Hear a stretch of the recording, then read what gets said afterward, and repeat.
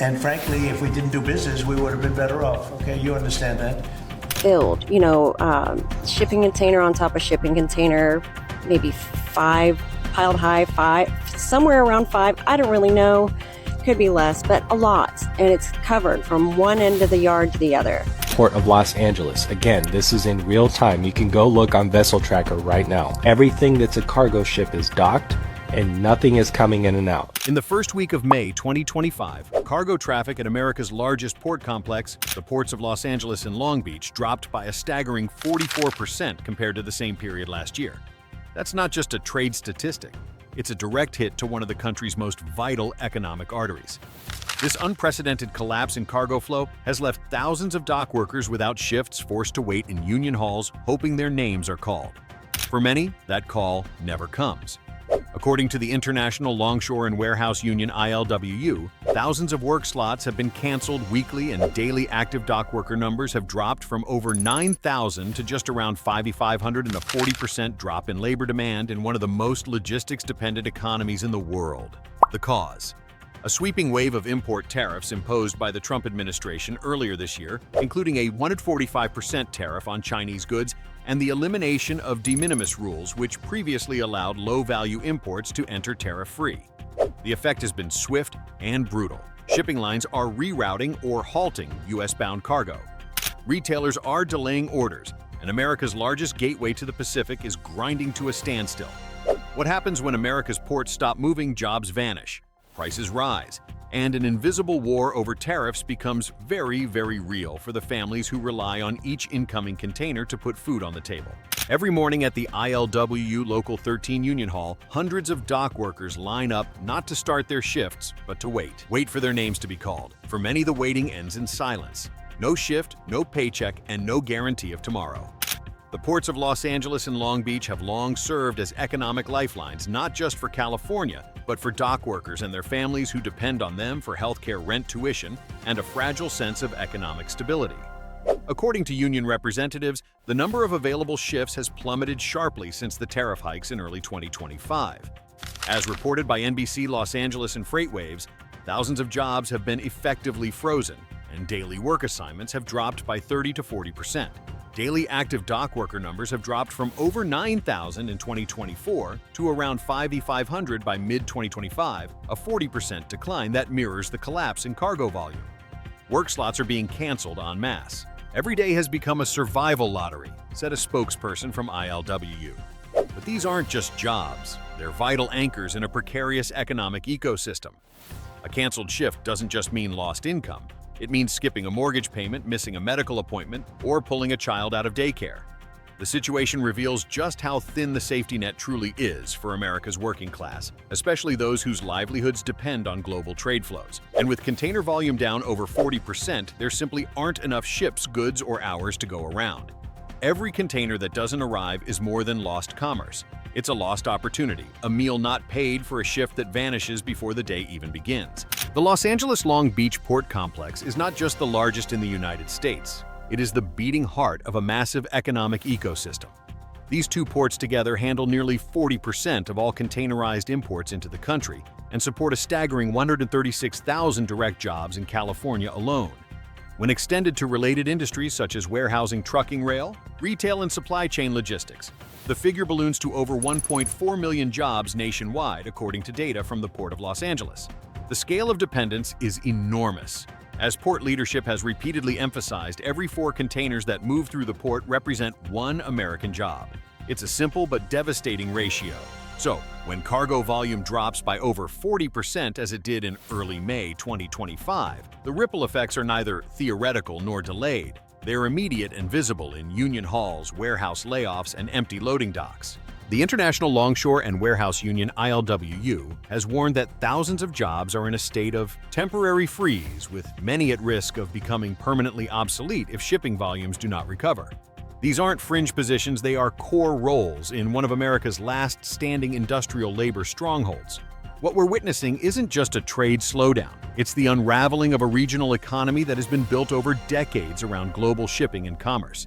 And the collapse is cascading upward from dock workers to truckers, from exporters to retailers, and eventually to consumers, who will feel the consequences in rising prices, longer delays, and shrinking service availability. The impact of the 2025 tariff surge isn't just visible on paper, it's playing out in the day-to-day operations of America's largest ports. Prior to the implementation of the latest round of import tariffs, the Port of Los Angeles and Port of Long Beach collectively welcomed an average of about 100 container ships per week. By May 2025, that number had dropped to roughly 65 ships weekly, a 35% decline. This drop in vessel traffic has had a direct and brutal effect on the dockside labor force. In 2024, an estimated 9,000 to 10,000 dock workers were active daily across both ports. In the aftermath of the tariff implementation, those numbers have plummeted to between 500 and 6,000 workers per day, representing an approximate 40% reduction in daily labor demand. The most telling metric comes from union reports. The number of work shifts being canceled each week has exploded into the thousands. What was once a stable rotation of labor assignments has become unpredictable and inconsistent. Prior to the trade disruption shift, cancellations were rare and usually related to weather or short-term scheduling issues. Now, entire rosters are being wiped out, leaving skilled laborers, many with families, to support sitting idle. These aren't seasonal dips. They are systemic tremors, and they point to a broader unraveling of a port-centered economy driven by policy decisions made far from the docks themselves. Why has cargo volume at the Port of Los Angeles Long Beach collapsed so suddenly in 2025?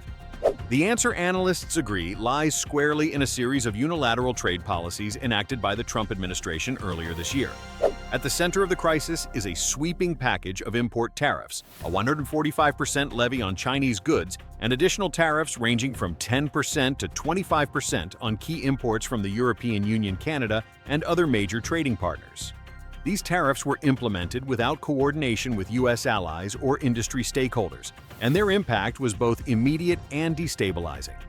Adding to the disruption was the repeal of the de minimis rule, a policy that previously allowed low-value imports under $800 to enter the U.S. tax-free, now forces even small items to face steep tariffs. With that exemption gone, even small-scale consumer items now face additional tax burdens, which has driven up import costs across the board. Retailers, e-commerce platforms, and logistics companies have responded by cutting orders, rerouting supply chains, or delaying shipments altogether. Faced with mounting costs and uncertainty, many companies have begun shifting freight traffic to ports in Canada and Mexico, bypassing the U.S. altogether. Others are stockpiling inventory offshore or diverting supply through Southeast Asia or Europe, effectively hollowing out the throughput that once made Southern California the core of global commerce. The result is clear. A policy designed to protect U.S. industry is now undermining the very infrastructure that supports it. If protecting domestic industry means losing ports, losing jobs, and losing income, then who exactly is being protected? That question, posed by a union representative in Long Beach, has now become the defining tension behind America's 2025 trade crisis. Tariffs aren't just numbers on a spreadsheet. For dock workers, they represent something far more tangible: a meal on the table, rent that gets paid, or a child's college tuition. When policy is crafted without considering those realities, the consequences aren't abstract. They're personal, immediate, and often irreversible. The Trump administration's strategy of aggressive tariff expansion was framed as a measure to revive American manufacturing and rebalance global trade. But in the eyes of many labor economists, it has had the opposite effect on port economies. It has destabilized critical infrastructure, sent freight volume plunging, and put tens of thousands of blue-collar jobs at risk, all without delivering clear industrial gains in return. As cargo ships continue to bypass Southern California, and as union halls remain overcrowded with idle laborers, a broader truth emerges: no trade policy exists in a vacuum. The United States may well be on the verge of its worst logistics downturn since the 2008 financial crisis, not because of foreign threats, but because of domestic miscalculations. So, the question lingers: are we safeguarding national interests or sacrificing it at the docks? At a glance, a container ship is just steel, fuel, and cargo. But behind every container are human lives spent unloading, stacking, hauling, and keeping the arteries of global trade flowing.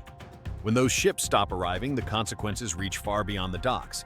Neighborhoods lose income, cities lose tax revenue, families lose stability, and a nation, one that built its economic power on openness, mobility, and labor, begins to unravel from the edges inward. Trade policy isn't a chess game, it's a contract with real people. And in 2025, that contract is being tested like never before. As the country confronts the economic fallout of its own decisions, the question we're left with isn't just what did we gain, but what did we trade away to get here?